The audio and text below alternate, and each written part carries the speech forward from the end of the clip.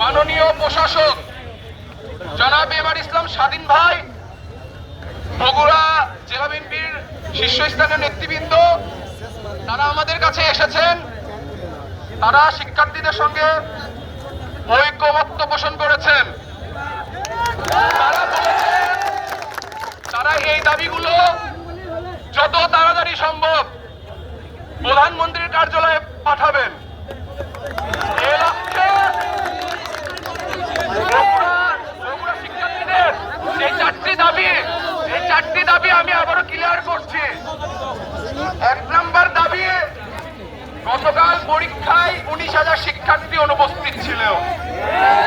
এরপরে গতকাল বৃষ্টি এবং হাঁটু সমান পানি হওয়ার কারণে অনেক শিক্ষার্থী ট্রমাটাইজ হয়ে পরীক্ষায় ঠিকমতো লিখে আসতে পারেনি। এরপরেও গতকালকের পরীক্ষায় 6 এবং 7 দুইটা প্রশ্নের মধ্যেও গোল মিলছিল। সুতরাং গতকালকের পরীক্ষার বিষয়ে আমাদের 2টি বিষয় করা যেতে পারে। এক, গতকালকের পরীক্ষাকে আমরা স্থগিত অথবা অটোপাস চাচ্ছি,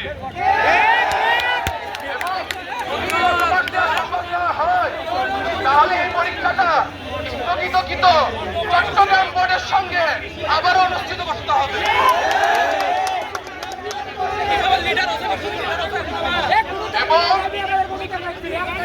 এবং এটার বিষয়ে চূড়ান্ত রূপরেখা অবশ্যই শিক্ষার্থীদের মতামত নিয়েই করতে হবে। আমাদের 2 নম্বর দাবি, যেহেতু আপনারা জানেন আজকে সারা বাংলাদেশের শিক্ষার্থীরা রাজপথে ছিল, কালকে আমাদের জন্য পরীক্ষা দেওয়াটা বোধ হয় অনেক কঠিন হয়ে পড়ছে, অথবা বলা যায় সম্ভবই নয়। সুতরাং আগামীকাল পুরো বাংলাদেশের সমস্ত বোর্ডে, মাদ্রাসা শিক্ষা বোর্ড সহ কারিগরি সহ প্রত্যেকটা শিক্ষা বোর্ডের পরীক্ষা স্থগিত রাখতে হবে। 3 নম্বর দাবি, এই যে 4 জন শিক্ষার্থী গতকাল আমরা শুনেছি যে আত্মহত্যা করেছেন, আমাদের শিক্ষার্থীরা কতটা পরীক্ষাটা এনারা কি রকম করেছেন যে তারা ফলাফলেরও আশা করেন নাই, তারা জীবন দিয়েছেন। তাদের এই রক্তকে আমরা বৃথা যেতে দিতে পারি না। এই জন্য আমরা আমাদের 3 নম্বর দাবি, বাংলাদেশ গণপ্রজাতন্ত্রী বাংলাদেশ সরকারের মাননীয় প্রধানমন্ত্রী, বগুড়ার কৃতি সন্তান জনাব তারেক রহমান, ওনাকে আমরা আহ্বান জানাবো জরুরি উনার মন্ত্রিসভার বৈঠক থেকে শিক্ষামন্ত্রী আনম হাসানক মিলন এবং তার প্রতিমন্ত্রী জনাব ববি হাজ্জাজকে অপসারণ করতে হবে। আমাদের 4 নম্বর দাবি, আমরা শুনেছি ফরিদপুর সহ বাংলাদেশের বিভিন্ন জায়গায় শিক্ষার্থীদেরকে টিয়ার শেল মারা হয়েছে। এটা আমরা এর তীব্র নিন্দা ও প্রতিবাদ জানাই। আমরা জুলাইয়ে বিএনপি সহ অন্যান্য সকল রাজনৈতিক দল, মত নির্বিশেষে সকল মানুষ আমরা একসঙ্গে এক কাতারে থেকে ফাঁসিবাদের পতন ঘটিয়েছিলাম।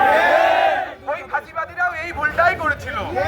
আমরা জানি বিএনপি কোনো ফাঁসিবাদী গোষ্ঠী নয়। বিএনপি শহীদ প্রেসিডেন্ট জিয়াউর রহমানের হাতে গড়া দল।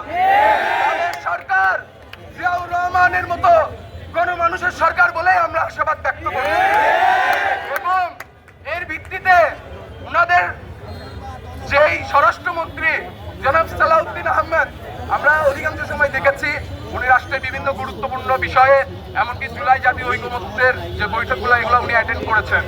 উনি একজন যোগ্য স্বরাষ্ট্রমন্ত্রী বলে আমরা বিশ্বাস করতে চাই। আমরা এই যে পুলিশ জায়গায় হলেও উনি আসছেন পারছে, এটা প্রশাসনের ব্যর্থতা বলে মনে করি। এই ব্যর্থতার দায়ে স্বরাষ্ট্রমন্ত্রী জনাব সালাউদ্দিন আহমেদকে নিঃশর্তভাবে জাতির কাছে এবং সাধারণ শিক্ষার্থীদের কাছে ক্ষমা প্রার্থনা করতে হবে।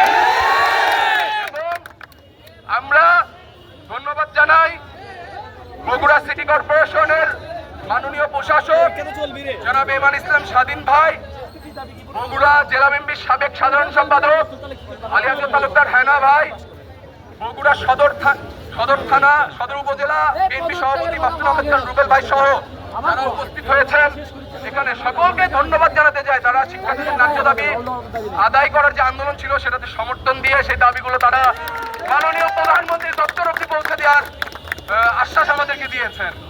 এখন আমাদের পক্ষ থেকে 10 সদস্যের একটা প্রতিনিধি দল এবং আমরা আরেকটা ঘোষণা দিতে চাই, যদি এই দাবিগুলো মানা না হয় তাহলে আগামীকাল বিকাল 5টায় এই 7 মাথাকে অচল করে দেওয়া হবে।